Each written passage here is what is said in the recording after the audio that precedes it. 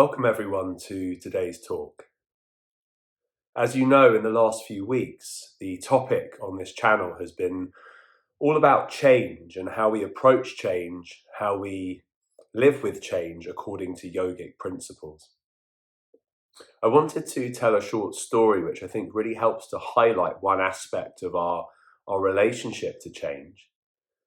And the story goes as follows. This is an ancient story. There was a king living in what he called a palace.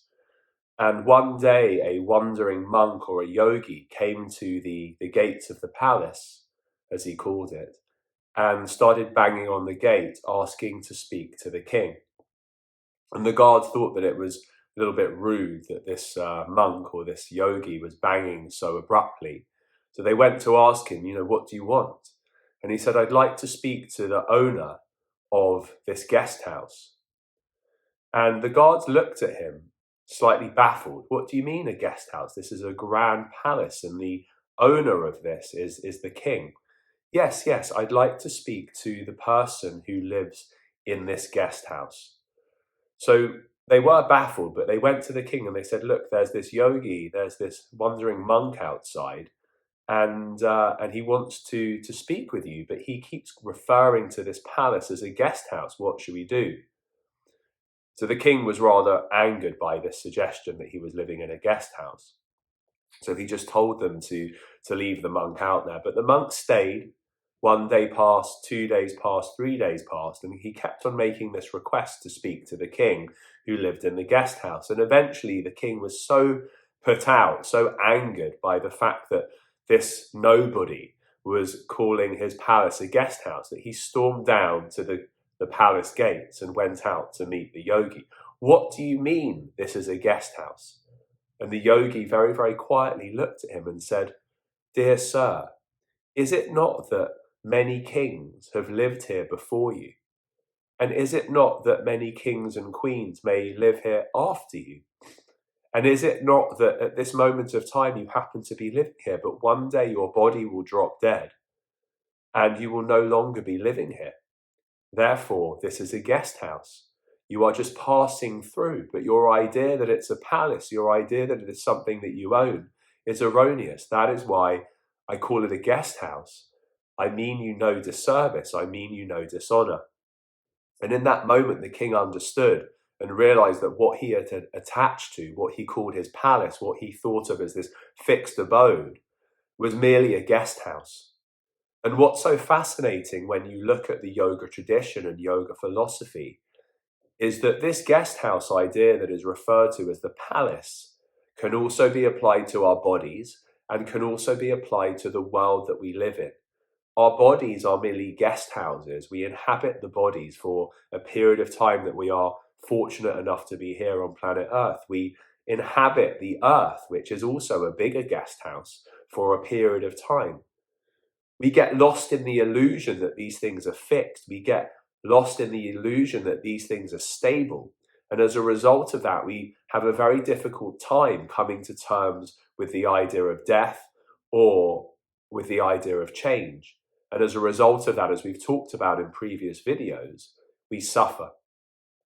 One beautiful but certainly challenging practice that I believe comes from a Buddhist tradition is a breathing practice where with each inhalation, you visualize and you feel that this is the last earthly breath you are going to take. And similarly, with each exhalation, you visualize and feel that as you exhale, this is the last earthly exhale you are going to take. Now, it's a relatively advanced practice in the sense that we can come at it from two very, very different perspectives. And one of those perspectives can actually make this practice very daunting and fear-inducing. That is the idea of when we are clinging on so tightly to life, and we are clinging on so tightly and are so attached to all the things around us that the mere thought of taking our last breath, inhale or exhale, is fundamentally frightening and shakes us to the core. That's on one end of the spectrum. But the other end of the spectrum, which yes, perhaps takes practice and time to evolve into, is the idea that as I breathe in, this is my last breath. And isn't it just wonderful to be so present in this moment that I can experience that breath?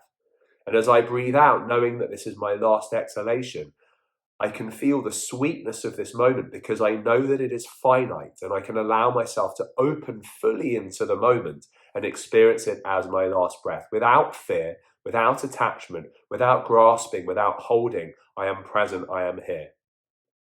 It's kind of like when we go on holiday, let's say for a week or 2 weeks or perhaps longer, and we realize the finite nature of the holiday. And so on the holiday, we really become more present perhaps and more aware that we should take advantage, if you like, of being on holiday, because at some point it's going to come to an end. Well, yoga tells us that we can do the same thing in our day-to-day life, where actually we spend the majority of our time, which is to actually realize that in the moments where it feels like things are unending, in the moments where it feels mundane, in the moments where it feels difficult, in the moments where it feels like everything is so fixed and heavy and tangible, we can remind ourselves or step into the place within ourselves where we know that we are guests in this moment. And this moment could be our last moment, or it could be one of many now moments until our last moment does arrive.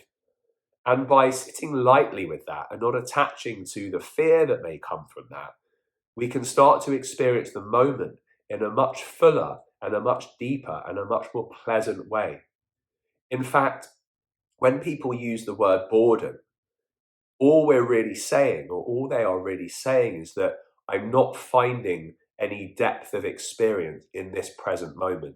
And that is because the mind is kind of dancing in so many different directions and is constantly flitting from one thing to another, that it never truly moves deeply into the energy of presence, into the energy of now, and can feel what it's like to move into that space deeper within, beyond the realm of change, beyond the realm of attachment to the things that sit within that realm of change.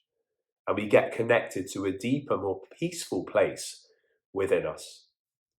So you may perhaps want to try on your own this practice of breathing in and out and visualizing that it's your last breath. But the idea really that we can bring into everyday life, perhaps from this very moment, is just to say, wow, it is a blessing that in this moment of time, all of the changes of nature and karma and everything that has existed before me has allowed me to exist in this moment.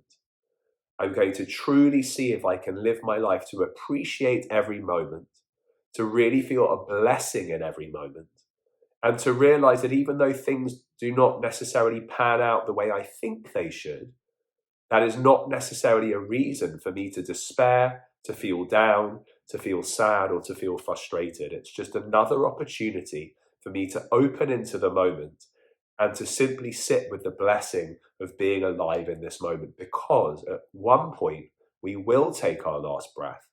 At one point we will have the realization that all of this is transient. At one point we will realize that we are living in a guest house. This earth, this body, these relationships, everything that we see around us at some point will no longer be ours. And so the practice in day-to-day life is to develop an acceptance of that, and through that acceptance to feel a visceral sense of joy for each and every moment, rather than a sense of grief and loss for the fact that at some point this could be taken away from us. Because as many traditions say, we are born with nothing and we leave with nothing. So again, this is not something morbid. This is something that yoga brings us deeply into connection with, so that we can be guided beyond the fear and into a place of lasting peace. So thank you as always for joining. I hope you find these videos useful in some way, and I look forward to seeing you again very soon. Namaste.